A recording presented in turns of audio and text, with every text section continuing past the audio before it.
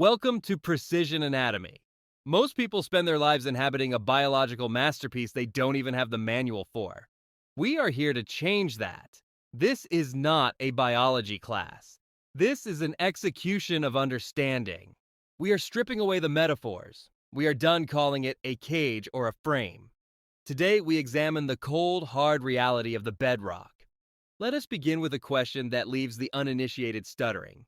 What is the skeletal system? Precisely.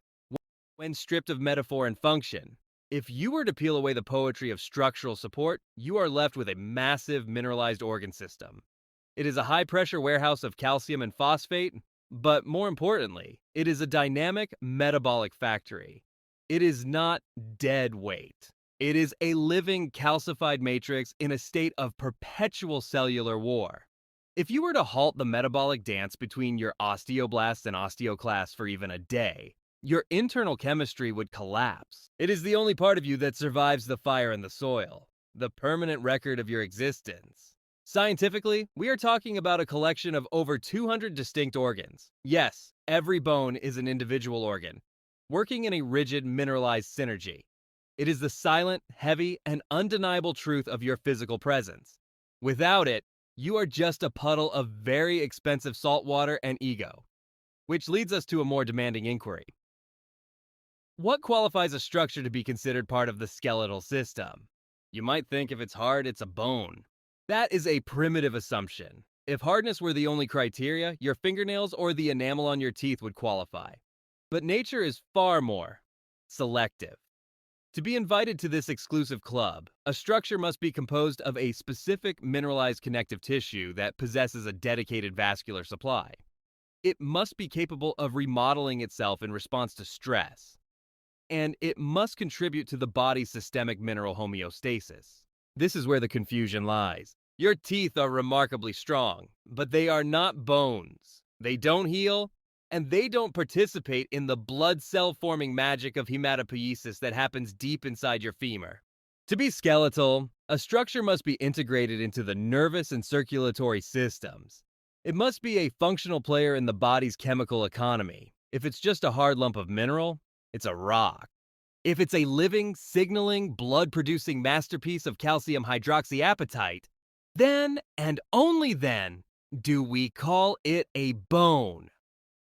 Now, let's get even more surgical. What distinguishes skeletal tissue from all other connective tissues? The body is full of connective tissue. It's the glue of the soul. Your blood is a connective tissue. Your fat is a connective tissue. But skeletal tissue is the elite.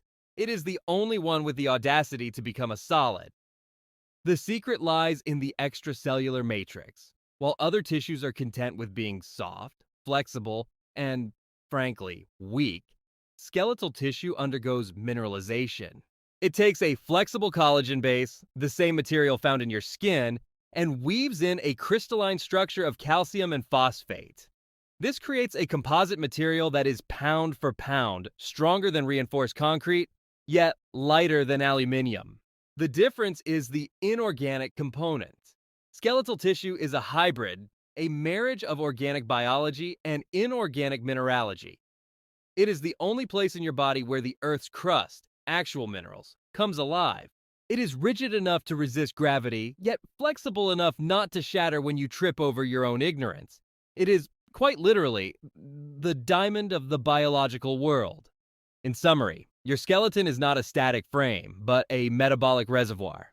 Hardness alone does not make a bone. It requires a living vascular organ structure. And finally, skeletal tissue is the unique bridge between organic collagen and inorganic mineral strength. Next time, we go even deeper into the material science of your existence. What is a bone in biological and material terms? What criteria must a tissue meet to be classified as bone? And what truly separates bone from cartilage at the structural level? You now have the foundation. Do not waste it. Now the architect is set, we examine the stone.